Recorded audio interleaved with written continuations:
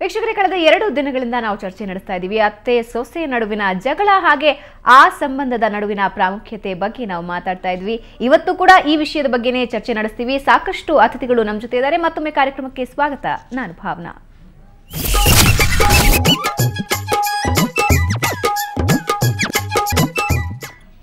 Okay, ಇದ್ರ ಬಗ್ಗೆ ನಮ್ಮ ಜೊತೆ ಮಾತಾಡೋದಕ್ಕೆ ವಕೀಲರಾಗಿರುವಂತಹ ಅಂಜಲಿ ರಾಮಣ್ಣ ಅವರು ನಮ್ಮ ಜೊತೆ ಇದ್ದಾರೆ. ಅಂಜಲಿ, ಕಾರ್ಯಕ್ರಮಕ್ಕೆ ಸ್ವಾಗತ. Thank you. ಅಂಜಲಿ, ಈ ಒಂದು ವಿಷಯ ಹೇಗಿದೆ ಅಂದರೆ, ಎಷ್ಟು ದಿನ ಮಾತಾಡಿದ್ರೂ ಕೂಡ ಮುಗಿದೇ ಇರುವಂತಹದ್ದು ಈ ಅತ್ತೆ ಸೊಸೆ ನಡುವಿನ ಸಂಬಂಧದ ಬಗ್ಗೆ. ಈ ಸಂಬಂಧದ ಬಗ್ಗೆ ಏನು ಹೇಳೋದಕ್ಕೆ ಬಯಸ್ತೀರಾ?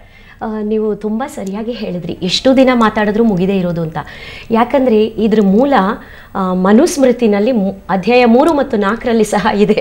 ಅತ್ತೆ ಮತ್ತು ಸೊಸೆ ಬಗ್ಗೆ ಸಂಬಂಧಗಳ ಬಗ್ಗೆ. ಅದ್ರ ಬಗ್ಗೆ ನಿಮ್ಮ ಜೊತೆ ಮತ್ತಷ್ಟು ಮಾತಾಡ್ತೀನಿ. ಅದರ ಜೊತೆಗೆ ನಮಗೆ ಇಬ್ಬರು ಗೆಸ್ಟ್ಗಳು ಜೊತೆಯಾಗಿದ್ದಾರೆ. ನಾನು ಈಗಾಗಲೇ ಹೇಳಿದೆ, ನಿಮ್ಮ ಜಿಲ್ಲೆಗಳಿಂದ ಕೂಡ ನೀವು ನಮ್ಮ ಜೊತೆ ಚರ್ಚೆಯಲ್ಲಿ ಭಾಗವಹಿಸಬಹುದು ಅಂತ. ಸೊ ಹುಬ್ಬಳ್ಳಿಯಿಂದ ಮಂಗಳ ಬೊಮ್ಮನಹಳ್ಳಿ ಅವರಿದ್ದಾರೆ, ಹಾಗೆ ಮೈಸೂರಿಂದ ಸೌಮ್ಯ ಇದ್ದಾರೆ. ಇಬ್ಬರಿಗೂ ಕಾರ್ಯಕ್ರಮಕ್ಕೆ ಸ್ವಾಗತ. ನಾನು ನಿಮ್ಮ ಜೊತೆ ಮಾತಾಡೋದಕ್ಕೆ ಮತ್ತೆ ನಿಮ್ಮ ಹತ್ರ ಬರ್ತೀನಿ. ಈಗ ಅಂಜಲಿ ಅವ್ರ ಜೊತೆ ಚರ್ಚೆಯನ್ನ ಮುಂದುವರಿಸೋಣ. ಸೊ ಮನುಸ್ಮೃತಿಯ ಬಗ್ಗೆ ಹೇಳ್ತಾ ಇದ್ರಿ. ಅದೇ, ಮನುಸ್ಮೃತಿನಲ್ಲಿ ಅಧ್ಯಾಯ 3 ಮತ್ತು 4ರಲ್ಲಿ ಮನುಷ್ಯ ಕೌಟುಂಬಿಕ ಸಂಬಂಧಗಳ ಬಗ್ಗೆ ಮಾತಾಡ್ತಾ ಅಲ್ಲಿ ಉಲ್ಲೇಖ ಆಗಿದೆ, ಅತ್ತೆ ಸೊಸೆನ ಹೇಗೆ ನೋಡ್ಕೊಳ್ಬೇಕು, ಸೊಸೆ ಅತ್ತೆ ಜೊತೆ ಹೇಗಿರಬೇಕು ಅಂತ. ಅದಷ್ಟೇ ಅಲ್ಲ, ನಮ್ಮ ಒಂದು ಜನಪದ ಸಾಹಿತ್ಯದ್ರೆ ಅಲ್ಲೂ ಸಹ ತುಂಬ ಅತ್ತೆ ಸೊಸೆ ಬಗ್ಗೆ ಹೇಳಿದ್ದಾರೆ, ಹೇಗೆ ಈ ಸಂಬಂಧಗಳು ಇರಬೇಕು ಅನ್ನೋದು. ಹಾಗಾಗಿ ಆಗಿಂದ ಇಂಟರ್ನೆಟ್ ಯುಗದವರೆಗೂ ಬಹುಶಃ ಸ್ವರೂಪ ಬದಲಾವಣೆ ಇಲ್ಲದೆ ಅದೇ ರೀತಿಯಾಗಿ ನಡ್ಕೊಂಡ್ಬಂದಿರುವಂತಹ ಒಂದು ಸಂಬಂಧ ಅಂದರೆ ಅತ್ತೆ ಸೊಸೆ ಅಂತ ಅನ್ಕೊಳ್ತೀವಿ. ಅಫ್ಕೋರ್ಸ್ ಅದು ಕೆಲ ಮಟ್ಟಿಗೆ ಅಪಭ್ರಂಶ ಕೂಡ, ಅಂದ್ರೆ ತುಂಬಾ ಮಿಸ್ಇಂಟರ್ಪ್ರಿಟ್ ಕೂಡ ಆಗಿದೆ ಅಂತ ನಾನು ಅನ್ಕೊಳ್ತೀನಿ. ಓಕೆ, ಸೊ ಮಂಗಳ ಅವರೇ, ಏನ್ ಹೇಳ್ತೀರಾ? ಈ ಅತ್ತೆ ಸೊಸೆ ನಡುವಿನ ಸಂಬಂಧ ಇತ್ತೀಚಿನ ದಿನದಲ್ಲಿ ಎಲ್ಲೋ ಅರ್ಥನೇ ಕಳ್ಕೊಂಡ್ಬಿಡ್ತದೆ ಅಂತ ಕೆಲವರು ಹೇಳ್ತಾರೆ. ಅಂದ್ರೆ ಯಾವಾಗ್ಲೂ ಈ ಅತ್ತೆ ಸೊಸೆ ಅಂದ್ರೆ ಬರೀ ಜಗಳನೇನಪ್ಪ ಅಥವಾ ವೈಮನಸ್ಯನೇನಪ್ಪ, ಅವರಿಬ್ಬರ ಮಧ್ಯೆ ಅಮ್ಮ ಮಗಳ ಸಂಬಂಧ ಅಂತೂ ಇರೋದಕ್ಕೆ ಸಾಧ್ಯ ಇಲ್ಲ, ಅದು ಇತ್ತೀಚಿನ ದಿನದಲ್ಲಿ ಅಂತಾರೆ. ನೀವೇನಂತೀರಾ? ಇಲ್ಲ, ನನ್ನ ಪ್ರಕಾರ ಅಂತಂದ್ರೆ ವಸ್ತುಸ್ಥಿತಿ ಹಾಗಿಲ್ಲ. ಓಕೆ, ಯಾಕಂತಂದ್ರೆ ಈಗ ನಾವು ಟಿವಿಯಲ್ಲಿ ದಿನ ಬೆಳಗಾದ್ರೆ ಸೀರಿಯಲ್ ಅಲ್ಲಿ ನೋಡ್ತೀವಿ, ಅದರಲ್ಲಿ ಏನು ತೋರಿಸ್ತಾರೆ ಅಂತಂತಂದ್ರೆ ಅದು ವಸ್ತುಸ್ಥಿತಿ ನಿಜವಾಗಿ ಆಗಿಲ್ವೇ ಇಲ್ಲ. ಯಾಕೆಂದ್ರೆ ದಿನ ಬೆಳಗಾದ್ರೆ ಸಂಸಾರದಲ್ಲಿ ಅವರು ಹೊಸದಾಗಿ ಬಂದಿರೋರು ಇರ್ತಾರೆ, ಅವ್ರನ್ನ ನಾವು ವೆಲ್ಕಮ್ ಮಾಡೋದಿರುತ್ತೆ ಅತ್ತೆಯವರು. ಈಗ ಸೇಮ್ ಥಿಂಗ್ ಇವ್ರ ಅತ್ತೆಯಿಂದನೂ ಹಾಗೆ ಇರುತ್ತೆ. ಈಗ ಸೊಸೆ ಕೂಡ ಹಾಗೆ ಅಡ್ಜಸ್ಟ್ ಮಾಡ್ಕೊಂಡು ಹೋಗ್ಬೇಕು ಅತ್ತೆ ಅಂತ ಹೇಳಿ ಆತರ ಇರುತ್ತೆ ಒಂದು ಮನೋಭಾವನೆ.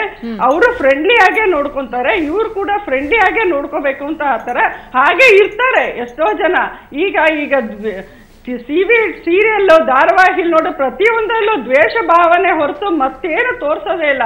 ಫ್ರೆಂಡ್ಲಿ ಆಗಿರೋದು ಯಾಕೆ ತೋರಿಸ್ಬಾರ್ದು? ಟಿವಿ ಧಾರಾವಾಹಿಲಿ ಬೇಕಾದಷ್ಟು ಫ್ರೆಂಡ್ಲಿ ಆಗಿರೋದು, ಚೆನ್ನಾಗಿರೋದು, ಫ್ರೆಂಡ್ಶಿಪ್ ಇರೋದು ಯಾಕೆ ತೋರಿಸ್ಬಾರ್ದು? ಬರೀ ದ್ವೇಷ, ಇವಳು ನೋಡಿದ್ರೆ ಅವಳನ್ನಾಗಲ್ಲ, ಅವಳು ನೋಡಿದ್ರೆ ಇವಳನ್ನಾಗಲ್ಲ, ಬರೀ ಇದು ದ್ವೇಷ ಭಾವನೆ ಯಾಕೆ ಬಿತ್ತುತ್ತಾ ಇದ್ದಾರೆ? ಇದರಿಂದ ಏನಾದ್ರೂ ಒಳ್ಳೆ ಮಾಧ್ಯಮ ಇದು ಟಿವಿ ಮಾಧ್ಯಮ ಅಂದ್ರೆ ಒಳ್ಳೆ ಮಾಧ್ಯಮ. ಇದರಲ್ಲಿ ಯಾಕೆ ನಾವು ಇದನ್ನ ಒಳ್ಳೆಯದನ್ನ ಯಾಕೆ ತೋರಿಸ್ಬಾರ್ದು? ಒಳ್ಳೆ ಫ್ರೆಂಡ್ಶಿಪ್ ಇರೋದು, ಒಳ್ಳೆ ಅಂಡರ್ಸ್ಟ್ಯಾಂಡಿಂಗ್ ಬರೋವಂಥದ್ದು, ಒಳ್ಳೆ ಭಾವನೆ ಮೂಡೋವಂಥದ್ದನ್ನ ಈ ಒಳ್ಳೆ ಮಾಧ್ಯಮದಿಂದ ನಾವು ತೋರಿಸಿದ್ರೆ ಅದರಿಂದ ಬದಲಾಗೋದು ಚಾನ್ಸಸ್ ಇದೆ ಅಂತ ಹೇಳಿ ನನ್ನ ಅನಿಸಿಕೆ. ಖಂಡಿತ ನಾವು ಕೂಡ ಅದೇ ಪ್ರಯತ್ನಕ್ಕೆ ಕೈ ಹಾಕಿರುವಂತಹದ್ದು ಮಂಗಳಾ ಅವರೇ. ಅದಕ್ಕೆ ಈ ಅತ್ತೆ ಸೊಸೆ, ಅತ್ತೆ ವರ್ಸಸ್ ಸೊಸೆ ಅನ್ನೋದು ಯಾಕಪ್ಪ ಬಂತು ಅನ್ನೋದ್ರ ಬಗ್ಗೆ ವಿಶ್ಲೇಷಣೆ ಮಾಡುವ ಪ್ರಯತ್ನನೇ ನಾವು ಮಾಡ್ತಾ ಇರೋದು. ಸೌಮ್ಯ ಅವರೇ, ಏನ್ ಹೇಳ್ತೀರಾ? ಇತ್ತೀಚಿನ ದಿನದಲ್ಲಿ ಅತ್ತೆ ಮತ್ತು ಸೊಸೆ ನಡುವಿನ ಸಂಬಂಧ ಕಹಿಯಾಗಿದೆ ಅಂತಾನು ಹೇಳ್ತಾರೆ, ಅಲ್ಲದೆ ಸಾಕಷ್ಟು ಆ ಮೌಲ್ಯಗಳನ್ನ ಕಳ್ಕೊಳ್ತಾ ಇದೆ ಈ ಸಂಬಂಧ ಅಂತಾನು ಹೇಳ್ತಾರೆ. ಏನ್ ಹೇಳ್ತೀರಾ ಇದಕ್ಕೆ ನೀವು? ಮೇಡಮ್, ನನ್ನ ಪ್ರಕಾರ ನಾವು ಹೇಗೆ ತಗೋತೀವಿ ಅದ್ರ ಮೇಲೆ ಡಿಪೆಂಡ್ ಆಗುತ್ತೆ. ಯಾಕೆ ಅಂತ ಹೇಳಿದ್ರೆ, ನನಗೆ ಮುಖ್ಯವಾಗಿ ನಾನು ಮದುವೆ ಆಗಿ 8 ವರ್ಷ ಆಗಿದೆ. ಸೊ 8 ವರ್ಷದಿಂದಲೂ ಕೂಡ ಒಂದ್ ದಿವಸನೂ ಕೂಡ ಅವರು ನಮ್ಗೆ ಅತ್ತೆ ಅಂತ ಅನ್ಸಿಲ್ಲ. ಸೊ ನಾವು ತಗೊಳ್ಳುವಂತ ಮನೋಭಾವನೆ ಏನಿದೆ, ನಾವು ತಗೊಳ್ಳುವಂಥದ್ದು ಏನಿದೆ, ಅದು ಬಹಳ ಪ್ರಮುಖವಾಗುತ್ತೆ. ಸೊ ಹಿಂದೆ ಎಲ್ಲ ಏನಿತ್ತು ಅಂತ ಹೇಳಿದ್ರೆ, ಒಂದು ಕುಟುಂಬ ಅಥವಾ ಮನೆ ಅಂತ ಹೇಳಿದ್ರೆ ಅದರಲ್ಲಿ ಪ್ರೀತಿ, ವಿಶ್ವಾಸ ಅಥವಾ ದೊಡ್ಡವ್ರಿಗೆ ಕೇರ್ ಮಾಡುವಂಥದ್ದು, ಸಣ್ಣ ಮಕ್ಕಳಿಗೆ ಕೇರ್ ಮಾಡುವಂಥದ್ದು, ಸೊ ಈ ತರ ಒಂದು ಕಾನ್ಸೆಪ್ಟ್ ಇತ್ತು. ಆದ್ರೆ ಈಗ ದಿನ ಕಳೆದಂತೆ ಮನೆ ಅಂತ ಹೇಳಿದ್ರೆ ಏನಾಗುತ್ತಿದೆ ಅಂದ್ರೆ ಅದೊಂದು ಬರೀ ಕಾಂಕ್ರೀಟ್ ಅಷ್ಟೇ, ಮೆಟೀರಿಯಲ್, ಮಾರ್ಬಲ್, ಗ್ರಾನೈಟ್ ಅನ್ನೋ ಒಂದು ಪರಿಕಲ್ಪನೆ ಆಗ್ತಾ ಇದೆ. ಸೊ ಇದು ನಮ್ಮ ಮೇಲೆ ಡಿಪೆಂಡ್ ಆಗುತ್ತೆ ಮೇಡಮ್. ನನ್ನ ಪ್ರಕಾರ ಇದು ನಮ್ಮ ಮೇಲೆ ಡಿಪೆಂಡ್ ಆಗುತ್ತೆ. ಸೊ ನಾವು ಮದುವೆಯಾಗಿ ನನಗೆ ಇನ್ನೂ ತುಂಬಾ ಚೆನ್ನಾಗಿ ನೆನಪಿರೋ ಹಾಗೆ, ನಾನು ಮದುವೆ ಆದಾಗ ಫಸ್ಟ್ ನಮ್ಮ ಅತ್ತೆ ಹೇಳಿದ ಮಾತಿದೆ, ನೀವು ಬೇರೆ ಅಲ್ಲ, ನನ್ನ ಮಕ್ಕಳು ಬೇರೆ ಅಲ್ಲ, ನನ್ನ ಮಗ ಬೇರೆ ಅಲ್ಲ ಅಂತ ಹೇಳಿ, ನೀವು ನನ್ನ ಮಗನ ಒಂದು ಕಣ್ರೆಪ್ಪೆ ಆಗಿರ್ಬೇಕು ಅಂತ ಹೇಳಿದ್ರು. ಸೊ ನಾನು 8 ವರ್ಷದಿಂದ ನಾವು ಜೊತೆಗೆ ಇದ್ದೀವಿ, ನಿಜವಾಗ್ಲೂ ಬಹಳ ಸಂತೋಷವಾಗೂ ಕೂಡ ಇದ್ದೀವಿ. ಮತ್ತೆ ಇನ್ನೊಂದು ಪ್ರಮುಖ ವಿಚಾರ ಅಂತ ಹೇಳಿದ್ರೆ, ಎಲ್ಲೋ ಒಂದ್ ಕಡೆ ನಾವು ಸಾಮಾಜೀಕರಣ ಅನ್ನೋ ವಿಚಾರದಲ್ಲಿ ಬಹಳ ಹಿಂದೆ ಉಳ್ಕೊಳ್ತಾ ಇದ್ದೀವಿ, ಮಕ್ಕಳ ಒಂದು ಸಾಮಾಜೀಕರಣದಲ್ಲಿ. ಸೊ ಅದ್ರಲ್ಲಿ ಕುಟುಂಬದ ಪಾತ್ರ ಬಹಳ ಬಹಳ ಪ್ರಮುಖವಾಗುತ್ತೆ. ಸೊ ಮುಂದೊಂದು ದಿವಸ ಹೇಗ್ ಬಂದ್ಬಿಡುತ್ತೆ ಅಂದ್ರೆ ಬರೀ ಒಂದು ಪಠ್ಯ ಚಟುವಟಿಕೆಯಲ್ಲಿ ಅಷ್ಟೇ ಹೇಳೋಂಗ್ ಆಗ್ಬಿಡ್ತೀವಿ ನಾವು, ಸಾಮಾಜೀಕರಣ ಅಂದ್ರೆ ಹೀಗೆ ಹಾಗೆ ಅಂತ ಹೇಳಿ. ಅದು ಪ್ರಾಕ್ಟಿಕಲ್ ಆಗಿ ನಿಜವಾಗ್ಲೂ ಎಲ್ಲಿ ಅನ್ನುವಂಥದ್ದು ದೊಡ್ಡ ಪ್ರಶ್ನೆ ನಮ್ಮಲ್ಲಿ ಉದ್ಭವ ಆಗುತ್ತೆ. ಸೊ ಆ ಒಂದು ವಿಚಾರ ತಗೊಂಡಾಗ ನಿಜವಾಗ್ಲೂ ಕುಟುಂಬ ಅನ್ನುವಂಥದ್ದು ಬಹಳ ಪ್ರಮುಖವಾಗುತ್ತೆ. ಅದರಲ್ಲೂ ಕೂಡ ಅತ್ತೆ ಮತ್ತೆ ಮಾವ ಅವರ ರೋಲ್ ಕೂಡ ಬಹಳ ಪ್ರಮುಖವಾಗುತ್ತೆ. ಸೊ ನಾನು as A working women, so 8 ವರ್ಷದಿಂದನೂ ಕೂಡ ನಾನು ವರ್ಕ್ ಮಾಡ್ತಾ ಇದ್ದೀನಿ. ಸೊ ನನ್ನ ಮಗ ಈಗ 7 ವರ್ಷ, ಅವನಿಗೆ 2ನೇ ಕ್ಲಾಸ್ ಓದ್ತಾ ಇದ್ದಾನೆ. ಒಂದ್ ದಿವ್ಸಕ್ಕೂ ಕೂಡ ಎಲ್ಲೋ ಒಂದ್ ಕಡೆ ಒಂಥರ ಅಂದ್ರೆ ಎಲ್ಲೋ ಒಂದ್ ಕಡೆ ನನ್ಗೆ ತೊಂದ್ರೆನೆ ಅನ್ಸಿಲ್ಲ. ಮಗು ನೋಡ್ಕೊಳ್ಳೋದು ವಿಚಾರ ಆಗಿರ್ಬೋದು, ಎಷ್ಟು ಪ್ರೀತಿ ಕೊಡ್ತಾರೆ ಮಗುಗೆ ಅಂತ ಹೇಳಿದ್ರೆ ಅದು ಹೇಳಕ್ ಅಸಾಧ್ಯ. ನನ್ಕಿಂತನೂ ಒಂದು ಹೆಚ್ಚು ಮಿಗಿಲಾಗಿ ಒಂದು ಪ್ರೀತಿ ಕೊಡ್ತಾರೆ ಅಂತಾನು ಖಂಡಿತವಾಗ್ಲೂ ಹೇಳಕ್ ಬಯಸ್ತೀನಿ. ಇದೊಂಥರ ಉತ್ಪ್ರೇಕ್ಷೆಗೆ ಹೇಳ್ತಾ ಇದ್ದೀನಿ ಅದಕ್ಕಿಂತ ಹೆಚ್ಚಾಗೂ ಇದಾಗ ನಾನು ಪ್ರಾಕ್ಟಿಕಲ್ ಆಗಿ ನೋಡಿರುವಂತದ್ನ. ಸೊ ಒಂದೊಂದ್ ದಿವಸ ಕಾಲೇಜಿಂದ ಬರ್ತೀನಲ್ಲ, ಎಷ್ಟು ಸುಸ್ತಾಗಿರುತ್ತೆ ಅಂದ್ರೆ ಮಗು ಏನಾರ ಆಟ ಅಂದ ತಕ್ಷಣ ನಾನು ಅಯ್ಯೋ ಟಿವಿ ಹಾಕೊಟ್ಬಿಡೋಣ ಪರವಾಗಿಲ್ಲ ಅನ್ನುವಂಥದ್ದು ನನ್ನ ಮನಸ್ಸಿಗೆ ಬರುತ್ತೆ. ಆದ್ರೆ ನಮ್ಮ ಅತ್ತೆ ಎಷ್ಟು ಮಟ್ಟಿಗೆ ಮಗು ನೋಡ್ಕೊಳ್ತಾರೆ ಅಂತ ಹೇಳಿದ್ರೆ ನಿಜವಾಗ್ಲೂ ನನಗೆ ಎಷ್ಟು ಬೇಜಾರಾಗುತ್ತೆ ಅಂದ್ರೆ ಯಾಕೆ ತುಂಬಾ ಜನ ಜೊತೆಗಿರ್ಲಿಕ್ಕೆ ಇಷ್ಟಪಡಲ್ಲ ಅನ್ನುವಂಥ ಪ್ರಶ್ನೆನೇ ನನ್ನಲ್ಲಿ ತುಂಬಾ ಇರುವಂತದ್ದು ಮೇಡಮ್. ಆ ಪ್ರಶ್ನೆ ಉದ್ಭವಿಸೋ ಪ್ರಯತ್ನನೇ ನಾವು ಕೂಡ ಮಾಡ್ತಾ ಇರೋದು. ಯಾಕೆ ಈ ರೀತಿ ಸಂಬಂಧಗಳಲ್ಲಿ ಬಿರುಕುಂಟಾಗ್ತಾ ಇದೆ, ಅದರಲ್ಲೂ ಮುಖ್ಯವಾಗಿ ಮದುವೆಯಾಗಿ ಒಂದು ಮನೆಯಲ್ಲಿ ಮದುವೆ ಆಯ್ತು ಅಂದ್ರೆ ಅಲ್ಲಿ ಕಚ್ಚಾಟ ಪ್ರಾರಂಭ ಆಯ್ತು ಅಂತಾನೆ ಹೇಳುವಂತಹ ಎಷ್ಟೋ ಪ್ರವೃತ್ತಿಗಳು ಇತ್ತೀಚಿನ ದಿನದಲ್ಲಿ ಬೆಳೆದೋಗಿವೆ. ಅದನ್ನ ಪರಿಹರಿಸುವಂತಹ ಒಂದು ಸಣ್ಣ ಪ್ರಯತ್ನ ನಾವು ಮಾಡ್ತಾ ಇರೋದು. ಸೊ ಅಂಜಲಿ ಅವರು, ನಾವು ಸಾಕಷ್ಟು ಹಿಂದಿನ ಸಂಪ್ರದಾಯ ನಮ್ಮ ಭಾರತದಲ್ಲಿ ನೋಡೋದಾದ್ರೆ ಈ ಅತ್ತೆ ಸೊಸೆ ನಡುವಿನ ಸಂಬಂಧಕ್ಕೆ ಬಹಳಷ್ಟು ಪ್ರಾಮುಖ್ಯತೆ ಇದೆ ಉಳಿದಂತಹ ದೇಶಗಳಿಗೆ ಕಂಪೇರ್ ಮಾಡಿದಾಗ. ಅಲ್ಲದೆ ಈ ಒಂದು ಸಂಪ್ರದಾಯದಲ್ಲಿ ಅತ್ತೆ ತನ್ನ ಸೊಸೆಗೆ ಏನ್ ಕೊಡ್ತಾಳೆ, ಸೊಸೆ ತನ್ನ ಅತ್ತೆ ಮನೆಯಲ್ಲಿ ಏನನ್ನ ಕಲಿತಾಳೆ ಅನ್ನೋದಕ್ಕೆ ಸಾಕಷ್ಟು ಪ್ರಾಮುಖ್ಯತೆ ಇದೆ.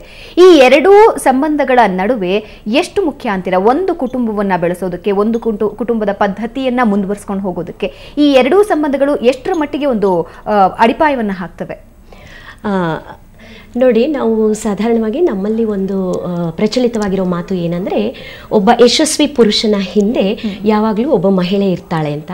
ಅದಕ್ಕೆ ಇತ್ತೀಚೆಗೆ ಹುಟ್ಕೊಂಡಿರೋ ಇನ್ನೊಂದು ವಾಕ್ಯೋಕ್ತಿ ಅದರ ಹಿಂದೆ ಸೇರ್ಕೊಂಡಿರೋದು ಅಂದರೆ, ಒಬ್ಬ ಆ ಯಶಸ್ಸು ಅಂದರೆ ಯಾರು ಯಶಸ್ಸು ಗಳಿಸಿರಲ್ವೋ ಆ ಪುರುಷನ ಹಿಂದೆ ಇಬ್ಬರು ಹೆಂಗಸರು ಇರ್ತಾರೆ ಅಂತ. ಸೊ ಅದು ಹಾಗೆ ಆಗ್ಬಿಟ್ಟಿದೆಯೋ ಏನೋ. ನಿಜ ಹೇಳಬೇಕಂದ್ರೆ ಒಂದು ಗಂಡಿನ ಉನ್ನತಿ ಮಾತ್ರ ಅಲ್ಲ, ಒಂದು ಕುಟುಂಬ ಸಮಾಜದ ಮೂಲಭೂತ ಘಟಕ. ಎಲ್ಲ ಕುಟುಂಬಗಳು ಉದ್ಧಾರ ಆದ್ರೇನೆ ಸಮಾಜ ಅಲ್ವಾ. ಸಮಾಜ ಉದ್ಧಾರ ಆಗಬೇಕು ಅಂದರೆ ಅತ್ತೆ ಅಂದರೆ ನಾವು ತಾಯಿ ಅಂತ ತಗೊಂಡಾಗ ಒಂದು ತಾಯಿ ಮತ್ತು ತಾಯಿಯ ಜೊತೆ ಅಂತಹ ತಾಯಿ ಜೊತೆ ಸಂಬಂಧ ಹಂಚ್ಕೊಳ್ತಾ ಇರೋ ಎಲ್ಲ ಹೆಣ್ಣು ಮಕ್ಕಳಿಂದ ಸಾಧ್ಯ ಅಂತ. ಅದು ನಾವೇನಿಲ್ಲಿ ಕೂತ್ಕೊಂಡು ಮಹಿಳೆಯರ ಪರವಾಗಿ ಅಥವಾ ಸ್ತ್ರೀವಾದ ಅನ್ನುವ ಕಲ್ಪನೆಯಲ್ಲ. ಅದು ಪ್ರತಿಯೊಬ್ಬ ಗಂಡಿಗೂ ಗೊತ್ತಿದೆ. ಅವನು ನೆಮ್ಮದಿಯಾಗಿರ್ಬೇಕಂದ್ರೆ ಅವನ ಹೆಂಡತಿ ಆಗಲಿ ಅಥವಾ ಅವನ ತಾಯಿ ಆಗಲಿ ಅವನ್ನ ನೋಡ್ಕೊಳ್ಳೋ ರೀತಿ ಮೇಲೆ ಡಿಪೆಂಡ್ ಆಗಿರುತ್ತೆ. ಹೀಗಿರುವಾಗ ನಮ್ಮಲ್ಲಿ ಒಂದು ಸಾಂಸ್ಕೃತಿಕವಾಗಿ ನಾವು ನೋಡಿದಾಗ ಯಾವಾಗಲೂ ಒಂದು ಹೆಣ್ಣು ಮಗಳು ಮದುವೆ ಮಾಡಿಕೊಂಡು ಇನ್ನೊಬ್ಬರ ಮನೆಗೆ ಹೋಗ್ತಾಳಲ್ವಾ. ಬಹುಶಃ ಮನೆ ಅಳಿಯ ಅಂದರೆ ಅದು ನಮ್ಮಲ್ಲಿ ಇನ್ನೂ ಒಂಥರ ಅವಮರ್ಯಾದೆಯ ಒಂದು ಪಟ್ಟ. ಸೊ ಹೆಣ್ಣು ಇನ್ನೊಂದು ಮನೆಗೆ ಹೋಗೋದ್ರಿಂದ ಅಲ್ಲಿ ಇರ್ತಕ್ಕಂಥವ್ರ ಜೊತೆ ಎಲ್ಲರ ಜೊತೆ ಹೊಂದಿಕೊಂಡು ಸಂಸಾರವನ್ನು ಮುನ್ನಡೆಸೋದು ತುಂಬ ಇಂಪಾರ್ಟೆಂಟ್ ಆಗಿರೋದ್ರಿಂದ ಅದರ ಬಗ್ಗೆ ಹೆಚ್ಚು ಒತ್ತು ಕೊಟ್ಟು, ಆಬ್ವಿಯಸ್ಲಿ ಅಲ್ಲಿರೋರು ಯಾರು ಹಿರಿಯರು ಅಂದರೆ ಅತ್ತೆ ಸೊಸೆ. ಈ ಟೈಮ್ನಲ್ಲಿ ನೀವೇ ಹೇಳಿದ್ರಿ ನಮ್ಮ ಭಾರತೀಯ ಸಂಸ್ಕೃತಿಯಲ್ಲಿ ಹೀಗೆ ಅಂತ. ಸಾಕಷ್ಟು ಬೇರೆ ಹೊರದೇಶಗಳಲ್ಲೂ ಸಹ ಅತ್ತೆ ಸೊಸೆ ಬಗ್ಗೆ ಇದೇ ರೀತಿಯಾಗಿ ಭಾರತೀಯ ಕಲ್ಪನೆ ಏನಿದೆಯೋ ಅದೇ ಇದೆ. ಅದಕ್ಕೆ ನಂಗೆ ಈಗ ನೆನಪಾಗ್ತಾ ಇದೆ, ಜಪಾನ್ ದೇಶದಲ್ಲಿ ಒಂದು ಗಾದೆ ಮಾತು ಹೇಳ್ತಾರೆ, ಏನಂದರೆ ಬೆಳಗಿನ ಸೂರ್ಯನನ್ನು ನಂಬೇಡ, ಅತ್ತೆ ನಗುವನ್ನು ನಂಬೇಡ ಅಂತ. ಸೊ ಎಲ್ಲ ಕಡೆನೂ ಅತ್ತೆ ಸೊಸೆ. ಈಗ ನೋಡಿ, ನಾವು ದಿನನಿತ್ಯ ಪತ್ರಿಕೆಗಳಲ್ಲಿ ಅಥವಾ ಯಾವುದೇ ಒಂದು ಸಮಾರಂಭದಲ್ಲಿ, ಯಾವುದೇ ಒಂದು ಗೆಟ್ ಟುಗೆದರ್ ಗ್ಯಾದರಿಂಗ್ನಲ್ಲಿ ಗಂಡ ಹೆಂಡತಿ ಬಗ್ಗೆ ನಾವು ತುಂಬ ಜೋಕ್ಸ್ನ ನೋಡ್ತಾ ಇರ್ತೀವಿ, ತುಂಬ ಅವರನ್ನು ಲೇವಡಿ ಮಾಡೋದು ಆ ಸಂಬಂಧವನ್ನು. ಹಾಗೆಯೇ ಪ್ರತಿ ದೇಶದಲ್ಲೂ ಸಹ ಅತ್ತೆ ಸೊಸೆ ಸಂಬಂಧನ ಲೇವಡಿ ಮಾಡ್ತೀವಿ ಮತ್ತು ಅದನ್ನು ತುಂಬ ಭಯಾನಕವಾಗಿ ಸಹ ಪ್ರೊಜೆಕ್ಟ್ ಮಾಡ್ತೀವಿ. ಇದಕ್ಕೆ ಮುಖ್ಯ ಕಾರಣ ಅಂದರೆ ಯಾವ ಸಂಬಂಧಕ್ಕೆ ಇಂಪಾರ್ಟೆನ್ಸ್ ಇದೆಯೋ, ಯಾವ ಸಂಬಂಧದಿಂದ ಈ ಸಮಾಜದ ಬೆಳವಣಿಗೆ ಸಾಧ್ಯನೋ ಅಂಥದ್ದನ್ನು ಮಾತ್ರ ಹೀಗೆ ಲೇವಡಿ ಮಾಡೋದು ಅಥವಾ ಮಿಸ್ಇಂಟರ್ಪ್ರಿಟ್ ಮಾಡೋದು ಕೂಡ ಸಾಧ್ಯ ಇದೆ ಅನ್ಕೊಳ್ತೀನಿ.